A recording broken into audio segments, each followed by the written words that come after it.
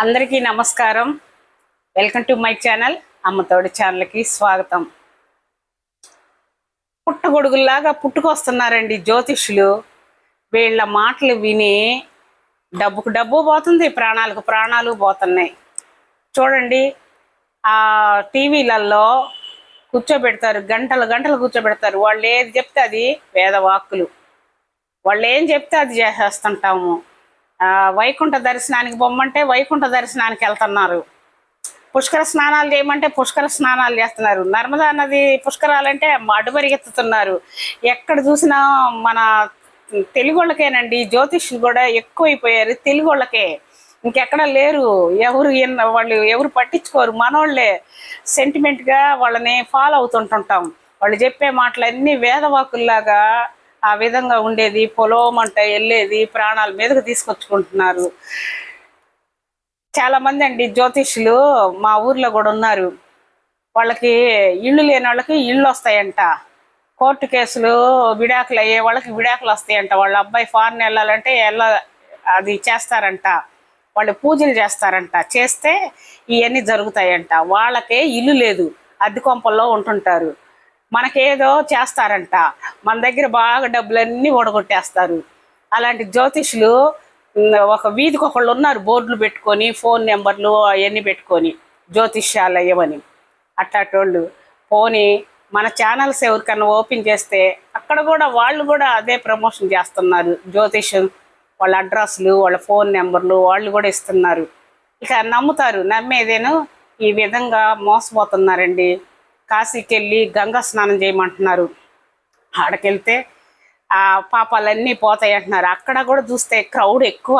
అది వాళ్ళు పర్వదినాలలో వెళ్ళమనే చెప్తున్నారు, విడి రోజుల్లో చెప్పరు. పర్వదినాలలో మంచిది, అప్పుడు వెళ్ళి గంగా స్నానం చేస్తే మంచిది. ఆడేమో క్రౌడ్ పెరిగిపోతుండే. ఎంత క్రౌడ్ అండి ఆడ అసలు. కాశీలో పాపం షుగర్లు బీపీలు ఉంటారు, పడిపోయేవాళ్ళు పడిపోతుంటారు. వాళ్ళకి మరి ఇంకా క్యూ లైన్లో ఎలా జరిగిద్ది? ఆ విధంగా చెప్తుంటారు. పర్వదినాలలో బాగా క్రౌడ్ ఎక్కువ ఉన్నప్పుడే పొమ్మంటుంటారు. విడి రోజుల్లో ఉండరండి. దేవుడు ఎందుకు ఉండడు? వెంకటేశ్వర స్వామి లేరా? ఆయన ఏడుగొండలవాడ, వెంకటరమణ, గోవింద అనుకుంటుంటామే. ఎప్పుడు అక్కడే ఉంటాడు ఆయన. ఎక్కడికి పోతాడు? వైకుంఠ ఏకాదశి రోజునే ఉంటాడండి. ఈ విధంగా వాళ్ళ మాటలు విని ప్రాణాల మీదకు తెచ్చుకుంటున్నారు. తర్వాత నాకు కూడా ఒక ఆయన చెప్పాడండి జ్యోతిష్యుడు. ఆయన అరుణాచలం ఒంట్లో బాగలేదని అరుణాచలం గిరి పరిదక్షిణ చేసేటప్పుడు అక్కడ బండి ఉంటుంది కదండి, లోపలికి ఇలా దూరిపోయేది. దాంట్లో నుంచి పోతే నీ బాధలన్నీ పోతాయి అమ్మ అని చెప్పాడు. సరేలేమ్మ నేను దూరానండి. ఆ మధ్యలోనే స్టక్ అయిపోయినా. ఇంకా క్యూ లైన్లో వాళ్ళేమో ఎళ్ళమ్మ త్వరగా ఎళ్ళు అని అంటున్నారు. ముందుకు వెళ్ళలేను, వెనక్కి రాగలేకపోతున్నా. 4 మనుషులు పట్టుకొని వెనక్కి లాగేశారు. స్టక్ అయిపోయిన. కాసేపు ఉంటే ఊపిరాడక ప్రాణం పోయేదే. ఆ విధంగా అయిపోయానండి అక్కడ. అంటే దేవుడు ఎక్కడైనా ఉన్నాడు. మన మనసే మందిరము, మన దేహమే క్షేత్రము, మన మనస్సు తీర్థము. అది తెలుసుకోవాలి ప్రతి ఒక్కళ్ళు. మనలోనే దేవుడు ఉన్నాడు. మనలోనే దేవుడు ఉన్నాడు. మనం ఎవరికి హాని చేయకుండా ఉండి, మనం ఏ పాపం చేయకపోతే దేవుడు మనల్ని ఎంతో బాగా చూసుకుంటాడు. దేవుడే చూసుకుంటాడు, మంచి చేస్తాడు. అంతేగాని ఈ జ్యోతిష్యులు చెప్పిన మాటలు వింటే ప్రాణాలే పోతాయి. ఆ విధంగానే చెప్తున్నారు. ఎక్కడ కాశీ, ఎక్కడ అది ఓంకారేశ్వర స్వామి అండి, అక్కడికి కూడా బొమ్మంటారు, ఆ దర్శనం చేసుకోమంటుంటారు. ఆడకెళ్తే అక్కడ కూడా తెలుగు వాళ్ళు అందరూ ఆడ కూడా అంతే. ఎక్కడ చూసినా మన బోర్డులేనండి, మన దాతలే. ఎందుకంటే మనకే ఇంతమంది జ్యోతిష్యులు పుట్టుకొచ్చారు పుట్టగొడుగుల్లాగా. మనకే ఉండేది, ఇంకెవరు నమ్మరు. మనమే నమ్మేది వీళ్ళని నమ్మి పోషిస్తున్నాం వాళ్ళని. ఆ విధంగా ఉన్నారండి జ్యోతిష్యులు. అందరూ కూడా భయభక్తులుగా ఉండాలి.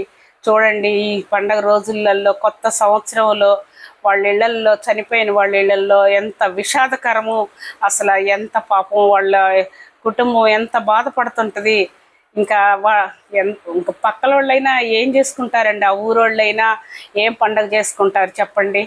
ఏం సంతోషంగా ఉంటారు వాళ్ళంత బాధపడతా ఉంటుంటే? ఆ విధంగా ఉంటే అందరూ కూడా జాగ్రత్తగా భయభక్తులుగా ఉండాలండి. వాళ్ళ జ్యోతిష్యుల మాటలు నమ్మకూడదు.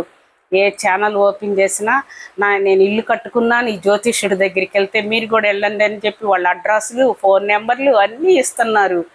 ఆ విధంగా నిజమే కదా, మోసపోతుంటారు చాలామంది జనం. వాళ్ళు అంతటితో వదలరు. వాళ్ళు ఇంకా గుంజుతూనే ఉంటారు డబ్బంతా. ఆ పూజలు, ఈ పూజలు, అవి చేయాలి, ఇవి చేయాలని. వాళ్ళని అసలు నమ్మకండి. వాళ్ళ వల్లే ఇంత క్రౌడు గుళ్ళకి పోవటం, ఇంత భక్తి. పాపం మీకు పుణ్యం వస్తుంది, పాపం పోయిద్ది అని భయపెడుతుంటారు. ఆ విధంగా చేస్తారు. అందరూ బాగుండాలండి, సంతోషంగా అష్టైశ్వర్యాలతో సుఖ సంతోషాలతో ఈ పండగ రోజుల్లో అందరూ బాగుండాలని మనస్ఫూర్తిగా కోరుకుంటున్నాను.